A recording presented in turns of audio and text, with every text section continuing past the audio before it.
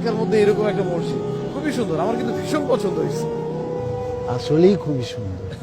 আমার তো এই উদ্যোগটাই অনেক ভালো লাগছে। ভাই এখন তাহলে যাই, পরে কথা হবে, ঠিক আছে? আচ্ছা, আসসালামু আলাইকুম। ওয়ালাইকুম।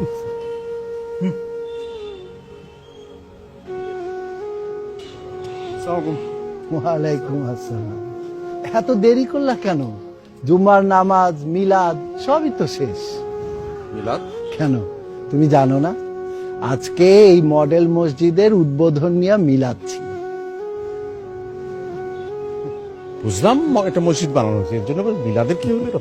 শোনো, আমি জানি তুমি অন্য দল করো, কিন্তু সত্যকে তো তুমি অস্বীকার করতে পারবে না। এই যে শেখ হাসিনা সরকার এরকম সুন্দর মডেল মসজিদ বানাইছে, এই সত্য তুমি অস্বীকার করতে পারবা? হুম হুম করো কেন? তোমরা না বলছিলা শেখ হাসিনা প্রধানমন্ত্রী হইলে মসজিদে নাকি উলুধ্বনি হবে? কি বলছিলা না? না ঠিক আছে, এলাকার সবাই মিলে টাকা পয়সা জোগাড় করে দারুণ সুন্দর একটা মসজিদ বানাইছে, এটা তো আমাদের সকলের গর্ব। সেটাই। আরে না, শেখ হাসিনা প্রত্যেক উপজেলায় শুধু মসজিদ বানায় নাই, মসজিদে ইসলাম চর্চার ব্যবস্থাও রাখছে।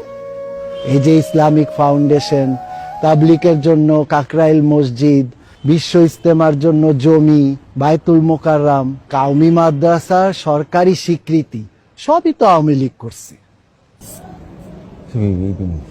সব উপজেলায় করছে। আর চোখের সামনে কিছু থাকলে সেটা তো আর অস্বীকার করার কোনো উপায় নেই।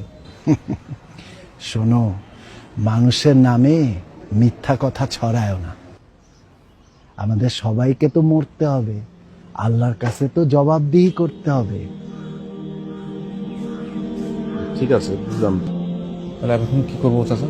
আল্লাহর ঘরে আসছো, নামাজ পড়া, তারপর যেদিকে মন চায় যাবা।